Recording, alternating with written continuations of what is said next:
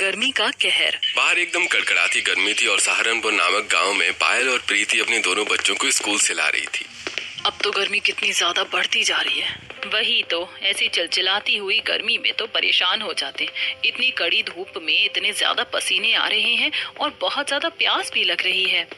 बच्चों को लेकर दोनों घर वापस आ जाते हैं। घर आने के बाद प्रीति जब मटके का पानी पीती है तो वो ज्यादा ठंडा नहीं था। अम्मी, पानी तो गर्म हो गया है। हाँ बेटा, आजकल इतनी गर्मी हो रही है कि मटके का पानी भी गर्म लगने लगा है। कोई बात नहीं, मैं ठंडे पानी में बोरी भिगोकर इसके ऊपर लपेट दूंगी तो थोड़ी राहत मिलेगी। अब प्रीति एक बोरी को ठंडे पानी में भिगोकर मटके के चारों तरफ लपेट देती है, जिससे थोड़ी देर बाद मटके का पानी थोड़ा ठंडा हो जाता है। वहीं दूसरी तरफ गर्मी इतनी ज्यादा हो रही थी कि खेत में काम कर रहे लोगों की भी हालत खराब हो रही थी। बहुत पसीने आ रहे हैं। इतनी गर्मी में खेत का काम करना बड़ा मुश्किल हो रहा है। बिल्कुल सही कहा।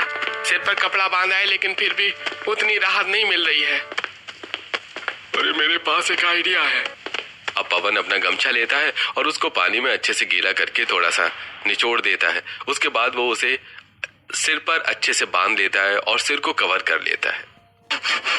देखो तो, पहले सिर्फ कपड़ा बांधने से हल्की फुल्की राहत मिल रही थी, लेकिन अब इतनी गर्मी नहीं लग रही है और सिर में भी थोड़ी सी ठंडक महसूस हो रही है। पवन को देखकर रोहन और रजत भी ऐसा ही करते हैं, जिसके बाद उन्हें थोड़ा सा ठीक लगता है। अब थोड़ा ठीक लग रहा है, वरना गर्मी के मारे तो सिर बिल्कुल तप रहा था। चलो थोड़ा पानी पीकर फिर से काम शुरू करते हैं। इतनी गर्मी में तो प्यास भी बार बार लगती है। गर्मी में गांव वालों का बुरा हाल था और शाम को तो घर के अंदर और भी ज्यादा तपन हो रही थी। इसीलिए घर की सारी महिलाएं शाम को टहलने के लिए बाहर आ जाती हैं। एक पेड़ की छांव के नीचे महिलाओं की बैठक हो रही थी, जिसमें सभी महिलाएं अपने हाथ पंखे से हवा कर रही थी। बिना पंखा हिलाए तो काम ही नहीं चलता। एक तो हमारे गांव में बिजली भी नहीं रहती, वही तो अब घर में भी तो उमस और घुटन होने लगी है। ऐसे में तो खुली और ठंडी हवा ही चाहिए होती है। हाँ, वो तो शुक्र है कि हम सबके मिट्टी के घर हैं तो थोड़ी राहत मिलती है, वरना तो पता नहीं गर्मी का कितना ही कहर हो जाता। अभी भी गर्मी अपना कुछ कम कहर नहीं बरसा रही है। मैं तो घर में पानी छिड़क कर आई हूँ। मिट्टी थोड़ी गीली और ठंडी हो जाएगी, इसके बाद थोड़ी गर्मी में राहत मिलेगी। हाँ, मैंने भी छत पर पानी डाल दिया। जो सारा गर्मी का भपका है वो निकल जाएगा, फिर रात को सोते समय उतनी गर्मी नहीं लगेगी। इस तरह महिलाएं भी सिर्फ गर्मी के बारे में बात कर रही थी, लेकिन जिस भी घर के अंदर चूल्हा था, उन्हें तो खाना बनाने में और ज्यादा परेशानी हो रही थी। नेहा अपने घर में चूल्हे पर खाना बना रही थी और उसे बहुत ज्यादा पसीना आ रहा था। हे भगवान, चूल्हे पर खाना बना बना कर बड़ी ही परेशानी हो रही है। एक तो हमारा चूल्हा भी घर के अंदर है, गर्मी के मारे बिल्कुल आग बबूला हो रही हूँ मैं भी।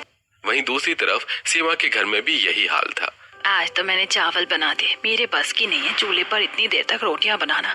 कल बाहर ईंट का चूल्हा बनाकर कल से बाहर ही खाना बनाऊंगी, वरना अंदर तो मेरी ही भुज्जी बन जाएगी। गर्मी से सभी का हाल बेहाल हो रहा था। हर कोई गर्मी से परेशान था।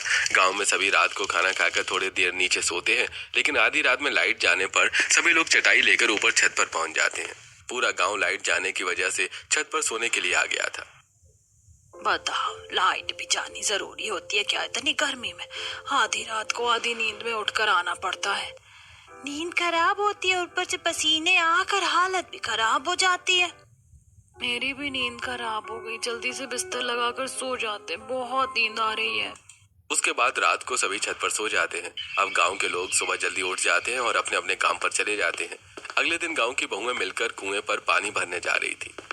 वहाँ सबसे बड़ा कुआं है, हम वहाँ पर पानी भरने क्यों नहीं जाते? वो हमें पास भी पड़ता है।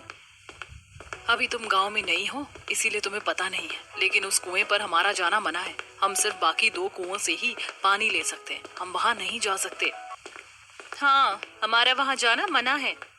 वो कुएं की हिस्ट्री के बारे में स्नेहा को बताती हैं। पांचों सिर पर मटका लेकर कुएं पर पहुंच जाती हैं और पानी भरने लगती हैं, कुएं से पानी निकालते हुए। लेकिन हम उस कुएं से पानी नहीं ले सकते, ये तो सच में बहुत गलत बात है। अब हम क्या कर सकते हैं, हमारी मजबूरी है। कोई बात नहीं, हमारा ये कुआं है ना, देखो कितना पानी है इसमें, इसका पानी भी बहुत अच्छा है। अब सभी मटकों में पानी भर के सिर पर रखकर घर वापस